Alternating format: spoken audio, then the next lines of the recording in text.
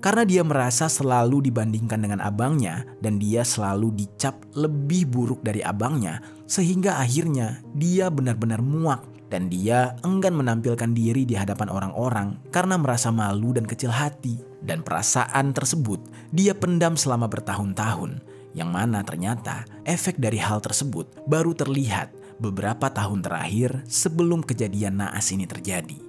Halo Sobat Pena, apa kabar hari ini? Assalamualaikum warahmatullahi wabarakatuh. Hari ini kita akan kembali membahas kejadian-kejadian mengerikan, kisah nyata yang terjadi di muka bumi ini. Kisah kali ini merupakan sebuah cerita yang datang dari Aceh. Kisah ini mengisahkan tentang seorang mahasiswi di salah satu perguruan tinggi di Banda Aceh yang dengan tega mengeksekusi ibunya sendiri gara-gara sangat dendam kepada ibunya. Yang mana ini semua disebabkan karena ibunya selalu membandingkan dia dengan abangnya sendiri. Tidak hanya itu, di dalam kisah ini, ibunya tersebut juga ternyata dianggap pilih kasih terhadap anak-anaknya. Yang mana hal itu ternyata membuat mental perempuan yang bernama Cut Nurmalia akhirnya mengalami masalah dan dengan tega melakukan eksekusi kejam kepada sang ibu. Bagaimana cerita selengkapnya tentang kasus yang satu ini? Langsung saja kita bahas di Kata Pena.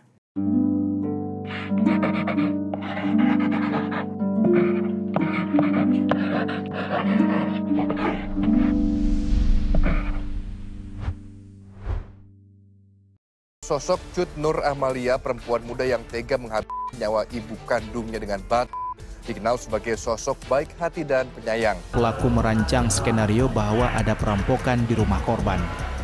Berdasarkan penyelidikan polisi, pasca mendapatkan laporan tersebut, petugas tidak menemukan tanda-tanda perampokan di rumah korban. Sebelum kita mulai ke kasusnya, jangan lupa untuk subscribe channel ini dan share video ini ke teman-teman kalian. Dan cerita kali ini berdasarkan berita yang beredar serta sudah diterbitkan oleh beberapa media publik yang aku sajikan dan aku rangkum dalam bentuk alur cerita. Sekarang kita mulai ceritanya.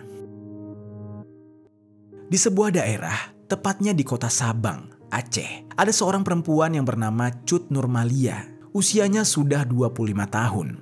Dia sudah termasuk seorang remaja dan sering dipanggil dengan nama Malia. Malia ini merupakan anak dari pasangan Evi Marlina Amalianti dan suaminya yang identitasnya tidak disebutkan. Malia tinggal di sebuah rumah sederhana bersama kedua orang tuanya serta seorang abang. Ibunya merupakan seorang ibu rumah tangga, sedangkan ayahnya merupakan seorang ustadz yang sering menjadi imam dan lumayan terkenal baik di kampungnya. Dari latar belakang ayahnya yang sangat religius, Malia juga jadinya dikenal oleh masyarakat sebagai anak yang baik. Begitu juga dengan abangnya. Hubungan antara Malia dengan abangnya serta kedua orang tuanya bisa dikatakan sangat baik dan harmonis. Rasa cinta dan kasih sayang itu ditunjukkan oleh orang tua mereka kepada kedua anaknya tersebut. Namun sobat, meskipun kedua orang tuanya, terutama sang ibu, merasa dia sudah memberikan rasa sayang yang seimbang dan adil kepada kedua anaknya, tapi kenyataannya anak perempuannya yang bernama Malia merasa ibunya itu pilih kasih. Malia sering sekali merasa kalau ibunya ini suka membanding-bandingkan kekurangannya dengan abangnya sendiri. Dan ternyata hal ini dialami oleh Malia sejak dia kecil, yang mana sampai-sampai dia merasa stres dengan hal itu. Dia selalu berkecil hati ketika ibunya memuji abangnya dan tidak mengapresiasi dia, sehingga rasa percaya dirinya perlahan-lahan memudar dan dia sangat tidak percaya diri terhadap kemampuan dirinya sendiri. Padahal aslinya, Malia ini bukannya anak yang bodoh atau tidak bisa apa-apa. Tetapi karena dia merasa selalu dibandingkan dengan abangnya dan dia selalu dicap lebih buruk dari abangnya, sehingga akhirnya dia benar-benar muak dan dia enggan menampilkan diri di hadapan orang-orang karena merasa malu dan kecil hati. Dan perasaan tersebut dia pendam selama bertahun-tahun, yang mana ternyata efek dari hal tersebut baru terlihat beberapa tahun terakhir sebelum kejadian naas ini terjadi. Yang mana orang-orang sekitar melihat Malia tampak seperti orang yang linglung, orang yang kebingungan dan tidak memiliki rasa percaya diri. Bahkan beberapa orang mengira kalau Malia ini memiliki gangguan secara emosional alias kurang waras. Namun sobat, hal itu ternyata tidak dirasakan dan tidak disadari oleh sang ibu yang bernama Evi. Mungkin saja karena di saat itu ibunya Evi itu lebih fokus kepada abangnya Malia. Jadi perkembangan emosional Malia tidak terlalu diperhatikan atau justru terlupakan. Sejak Malia selesai SMA, Malia ini sempat melanjutkan pendidikannya di salah satu universitas yang ada di Banda Aceh. Karena jarak dari rumahnya ke Banda Aceh itu lumayan jauh, makanya akhirnya Malia ini memutuskan untuk pindah dan tinggal di sebuah kos-kosan yang berada di daerah Dusun Mutiara Cemerlang, Gampung Kaju, Baitussalam, Aceh Besar.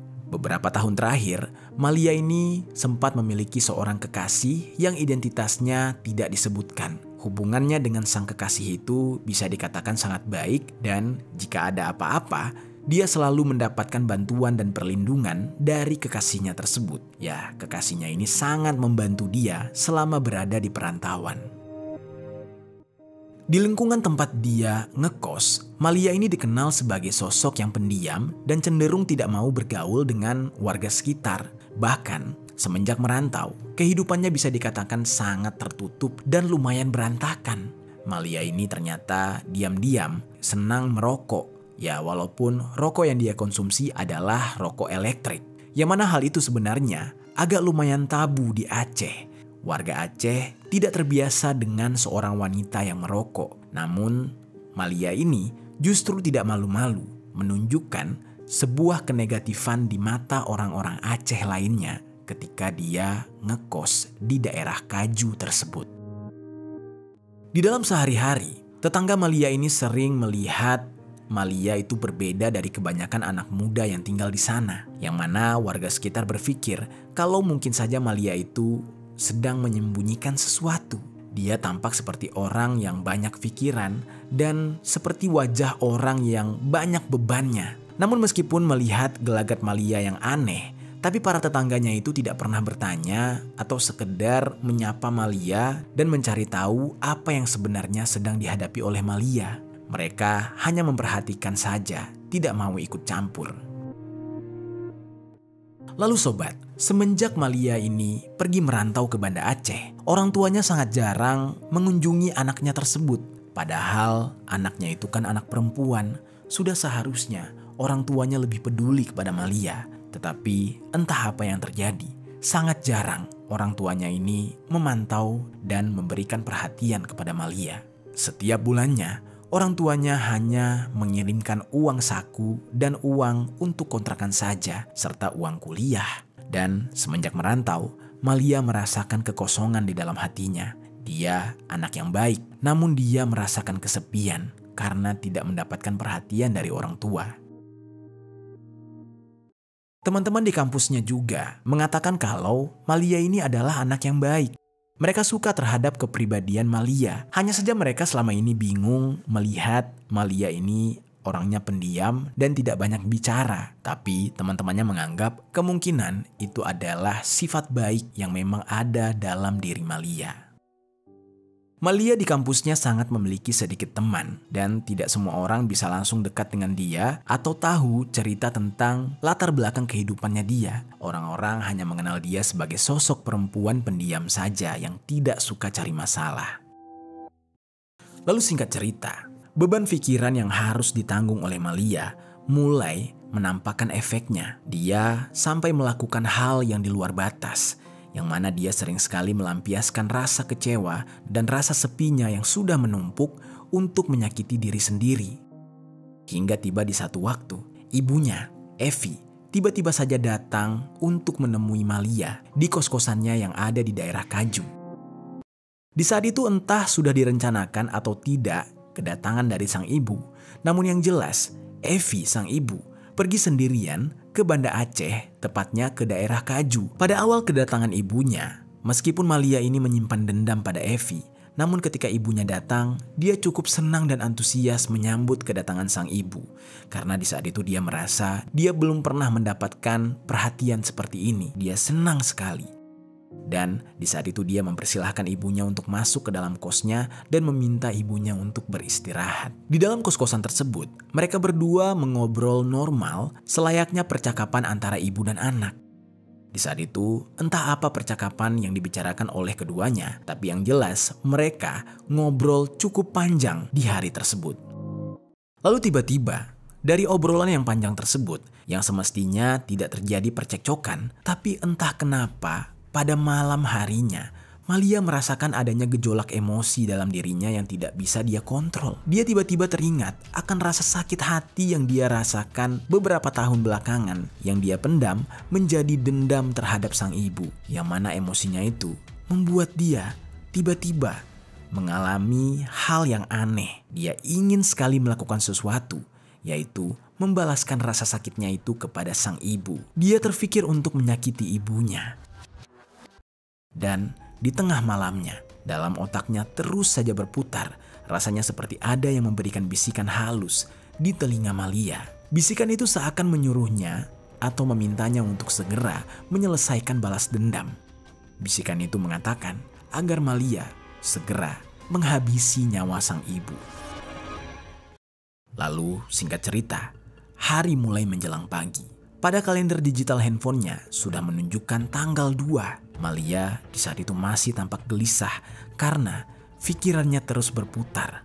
Pikirannya seolah terus mendesak dia untuk segera menghabisi sang ibu. Lalu tiba-tiba Malia bangun dari tempat tidur. Dia melihat sekeliling dan dia mencari sesuatu hingga matanya tertuju pada ujung pintu.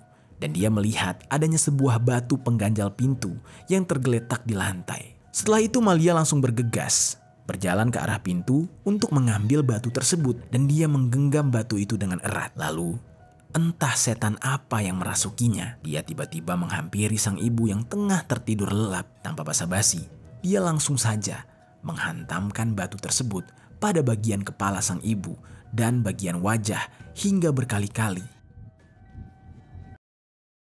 Dalam keadaan yang setengah sadar, ibunya terkejut dan terbangun, namun tidak bisa berteriak karena merasakan kesakitan. Ibunya tidak bisa melawan, bahkan ibunya seperti berada di dalam mimpi dan dia tidak sadar kalau yang menghantamkan batu tersebut adalah anaknya sendiri. Sang ibu sampai menutup wajah saat dipukul berkali-kali dengan menggunakan batu oleh Malia. Tidak hanya pada bagian kepala, tetapi beberapa anggota bagian tubuh lainnya juga dihantamkan dengan batu oleh Malia. Sehingga Evi sang ibu mengalami luka robek di kepala, memar di dahi, mata kiri, rahang, leher, dada, dan luka lecet di bagian lengan kiri serta jari-jarinya yang nyaris patah. Dalam kejadian tersebut, sang ibu yang sudah tua tidak mampu menahan rasa sakit atas perlakuan dari anaknya tersebut. Dia sempat bernafas sampai akhirnya sekarat dan tewas di tempat dengan keadaan yang sudah berlumuran cairan merah.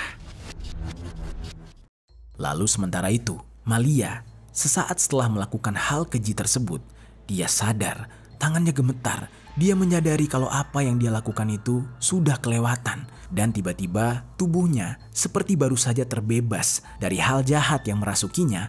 Dan dia pun langsung termenung, membisu, dan bingung memikirkan apa yang baru saja dia lakukan. Lalu di tengah-tengah dia kebingungan tersebut, dia tiba-tiba mengambil HP-nya. Dan di HP-nya tersebut dia menekan sebuah nomor yang ternyata nomor pacarnya. Dia menelpon pacarnya dan di saat itu pacarnya langsung mengangkat telepon tersebut. Dan Malia berkata, "Sayang, tolong aku, mamaku dihabisi orang." Ucapnya kurang lebih seperti itu. Lalu pacarnya menjawab, "Hah, maksudnya gimana? Kamu ngomong apa sih?" tanya pacarnya. Lalu Malia mengatakan lagi, "Udah, kamu jangan banyak ngomong dulu. Pokoknya tolong kamu laporkan kejadian ini ke polisi. Aku ketakutan, kamu tolong aku ya," ucap Malia lagi. Di saat itu entah dia benar-benar bersedih atau pura-pura bersedih karena ketakutan telah melakukan hal di luar batas ini. Namun yang jelas, Malia menunjukkan seolah-olah dia kaget, bersedih atas kepergian ibunya. Di saat itu Malia sudah mulai mengatur rencana untuk menyembunyikan aksi jahatnya ini. Dia beralibi dengan mengatakan kalau yang mengeksekusi ibunya adalah orang lain yang mana dia membuat sebuah skenario seolah-olah ibunya ini dirampok atau dieksekusi oleh orang yang tidak dikenal. Kekasih Malia yang di saat itu mendengar berita tersebut langsung saja bersiap-siap untuk pergi ke kosan Malia. Dan di dalam perjalanan dia sempat berpikir apa yang sebenarnya terjadi. Pasalnya kejadian seperti ini sangat jarang sekali terjadi di Aceh. Jarang sekali ada berita perampokan, apalagi sampai berita eksekusi. Lalu di saat itu dia tetap fokus di dalam perjalanannya sampai akhirnya dia tiba di kawasan kosan Malia. Di saat itu, pacarnya Malia ini tidak langsung menghampiri Malia karena aturan di Aceh apabila ada laki-laki yang ingin mendatangi seorang perempuan yang bukan muhrimnya, maka orang tersebut wajib untuk melaporkan kepada perangkat desa.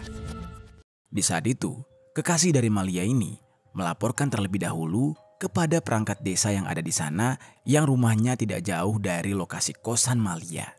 Di saat itu benar-benar di pagi buta, ketua RT dan beberapa warga yang ada di sana heboh mendengar berita tersebut dan mereka langsung datang ke kediaman Malia bersama dengan kekasihnya tersebut untuk memastikan laporan itu. Berbondong-bondonglah mereka ke sana dan sesampainya di sana ternyata benar saja mereka mendapati Evi, ibunya Malia, sudah dalam kondisi yang berlumuran cairan merah tergeletak di atas kasur. Para warga juga menemukan Malia yang terduduk dan penuh dengan ketakutan. Di saat itu Malia berakting seolah-olah dia juga korban. Pada saat itu perangkat desa dan kekasih Malia bertanya apa yang sebenarnya terjadi. Dan Malia menjawab kalau ada maling yang masuk ke dalam rumah mereka dan menghabisi ibunya.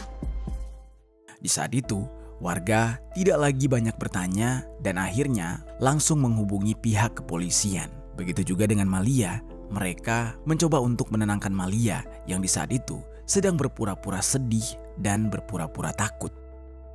Tidak lama kemudian polisi pun datang. Mereka langsung melakukan evakuasi terhadap jenazahnya Bu Evi.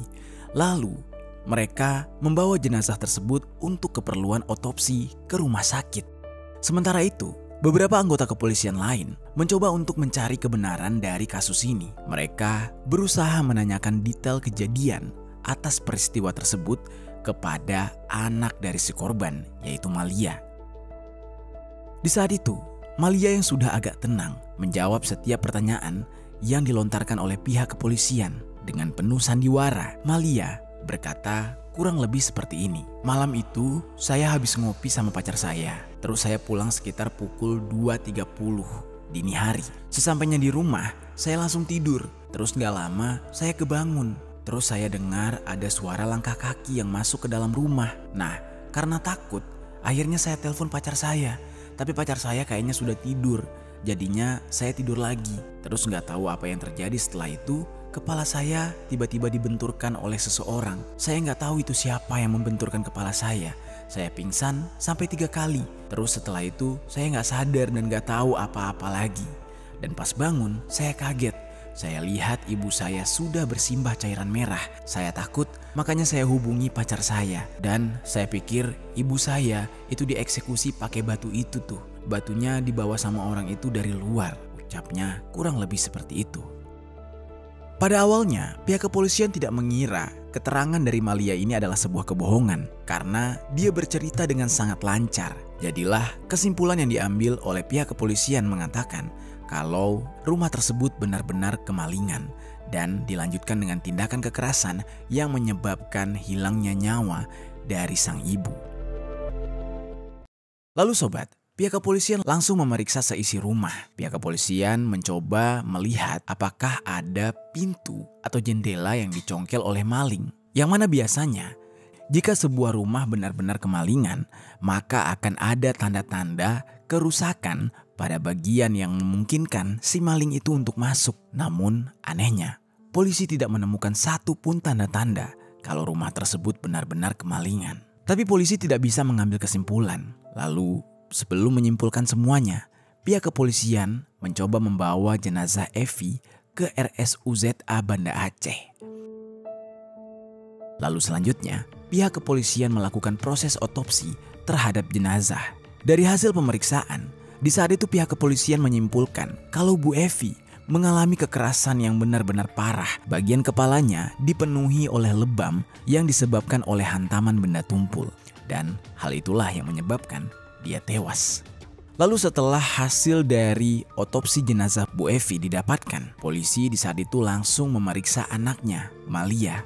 Karena Malia ini mengaku kalau dia juga mendapatkan hantaman dengan benda tumpul atau batu yang dibawa oleh si maling. Di saat itu pihak kepolisian langsung mencoba melakukan visum. Tapi anehnya, ketika dilakukan visum, tidak ada tanda-tanda kekerasan di tubuhnya Malia. Tidak ada tanda hantaman batu ataupun bekas kekerasan lainnya. Disinilah mulai terlihat adanya kejanggalan.